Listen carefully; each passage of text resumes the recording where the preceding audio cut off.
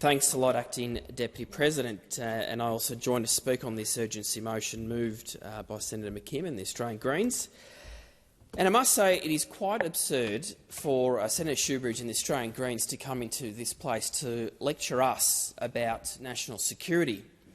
The Greens, as we know, have a history of jumping to false conclusions, and I do trust that the Australian people will see through these very much misleading statements that have been made, not just today, but on an ongoing basis. The Greens allege that the trilateral AUKUS treaty that was signed in August last year was secretive and, as I quote, driving us further into the US war plans with China, unquote. And this is simply false, a baseless claim. The full agreement was tabled in the Parliament on the first sitting after it was signed, in line with all the signed treaty processes that every Australian government has done since Federation.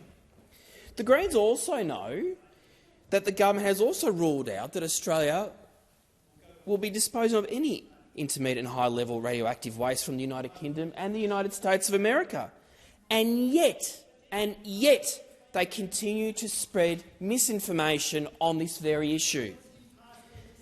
Order. And suggestions by the Australian Greens and Senator Shoebridge that this is a one-sided deal dismisses the very fact that the United Kingdom and the United States have also agreed to share their prized military capabilities and technologies with our country, something that they always choose to ignore. The Albanese government, along with our AUKUS partners, are united in our commitment to a peaceful, stable and prosperous Indo-Pacific region, and this will not change. In all the government's engagement with the United States across the full potential political spectrum, there has been a very consistent message in support of AUKUS. Furthermore, our trilateral security partnership is yet another example of the government's proud record on positively engaging in the international affairs, defending Australia's national interests and, more importantly, creating Australian jobs. And we will continue to accelerate the delivery of the capabilities to ensure that the ADF can keep Australians safe and our region secure. That is our number one priority. And it's also worth mentioning that this is the single biggest investment in Australia's defence capability history. AUKUS is a key pillar of our national security policy. And it's really good to see that there is bipartisanship on this matter. But again, what we hear from the Australian Greens is talking down our national security, talking down Australia's standing in the Indo-Pacific, rather than actually working with colleagues in this place to work on how we can have a much more secure, safe region. But yet what we hear from the Australian Greens is they are anti-jobs, anti-defence, anti-national security, and yet they are pro-misinformation. That is their number one priority, to try and spread mistruths within the Australian community in the lead-up to the federal election. The very fact that AUKUS is a key transformative matter for Australia's defence policy and enhancing our capabilities, something that is really important for future strategic challenges, Acting Deputy President. And it's also not just about developing capabilities to acquire and sustain conventionally armed nuclear-powered submarines. It's also about, as I mentioned earlier, about jobs, which is the front and centre of this policy.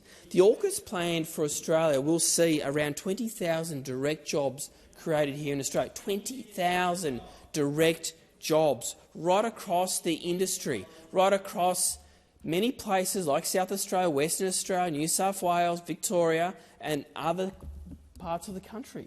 The whole supply chain, Senator Shoebridge. Yes, New South Wales will also benefit. All those small SMEs in the defence industry will benefit greatly. But again, Senator Shoebridge talking down the industry in defence, talking down all the fine men and women who put on that proud uniform every single day, defending our national security, like the men and women who are here in the public gallery earlier today. All those individuals who are spending millions of dollars. Excuse me, Senator Ciccone. Senator McGrath. On a point of order in terms of the interjections from Senator Shoebridge, Senator Shoebridge was heard in silence. Senator Ciccone has had constant interjections since he commenced speaking, and while he does not need a member of the opposition to come to his defence, I would ask that you call Senator Shoebridge to order because interjections are disorderly. Thank you, Senator McGrath.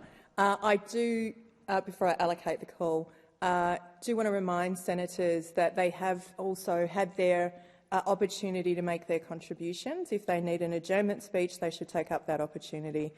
Senator Ciccone.